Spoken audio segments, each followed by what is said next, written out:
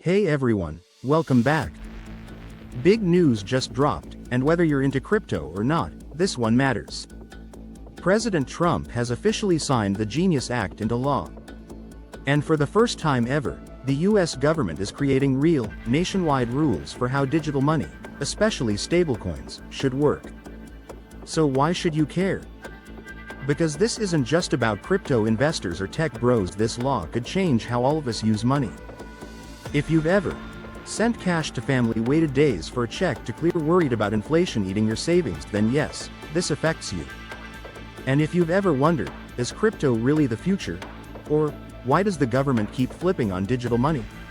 Stick around. What's happening might actually surprise you. So, what is the Genius Act? Let's break it down. Genius stands for Guiding and Establishing National Innovation for U.S. Stablecoins. This is the first federal law specifically focused on stablecoins, digital currencies that are tied to real-world money like the U.S. dollar. Unlike Bitcoin or Dogecoin, these don't swing wildly in value.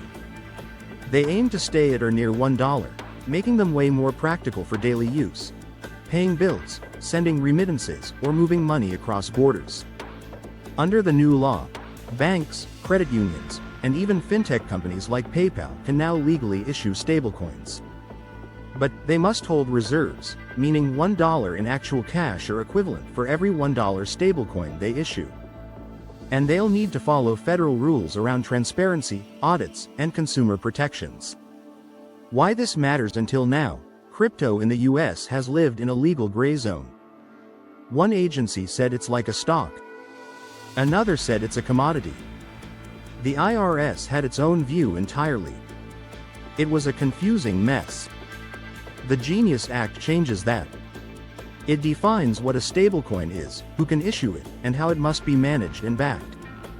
A win for privacy. The anti-CBDC clause. Here's something a lot of people missed. This law also bans retail CBDCs, aka digital dollars created directly by the Federal Reserve for everyday people to use. Why's that a big deal? Because critics feared that if the Fed could issue digital wallets, it might also track, monitor, or control people's spending. This bill shuts that door. No government-run wallets. No centralized financial surveillance. That clause alone convinced a lot of hesitant lawmakers to finally back the bill, after Trump personally stepped in. Trump's crypto pivot. And here's what's really wild. Trump used to hate crypto. He once called Bitcoin a scam. But during his re-election campaign, and now deep into his second term, he's flipped. He's now calling crypto the biggest financial revolution since the internet. Why the sudden love? Well, a lot of lobbying helped.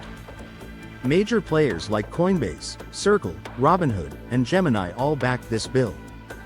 One company in particular, World Liberty Financial, has raised some eyebrows. They launched a stablecoin called $1 United States dollar, and, reportedly, the Trump family owns a 60% stake in it. His picture was even on their website at one point as Chief Crypto Advocate. That title was quietly changed after some politicians raised ethical concerns. Critics say the law could be benefiting his own family's business. The White House says his assets are in a trust, and there's no conflict of interest. Still, it's something many are watching closely. What does it mean for you? If stablecoins go mainstream, you might see instant payments instead of waiting days, cheaper international transfers with no crazy fees, salary or tax refunds in digital dollars that show up immediately. But, and this is important, not everything is figured out yet. There are still big questions around fraud protection, privacy rights. What happens if a stablecoin issuer goes bust? That's why the next 6 months are critical. Regulators now need to build the full framework, audits, reporting systems, consumer safeguards. If they get it right, stablecoins could become a reliable, everyday tool. If not, we might be looking at more confusion, or worse, another financial mess. The global race. This isn't just about the US, either. China is already using its digital yuan. Europe's working on a digital euro. So the US is playing catch-up. The Genius Act helps us leap ahead by tying innovation directly to the dollar, keeping it strong as the world's #1 currency. Economists say this move could actually increase global demand for US treasuries and help maintain economic dominance. Final thoughts. Let's be clear. No, you're not being forced to use crypto. This law doesn't make stablecoins mandatory. It just sets the foundation. Whether you use it is still up to you. But change is coming. Fintech firms, exchanges, and even traditional banks are preparing. Slowly but surely, the way we move money is evolving.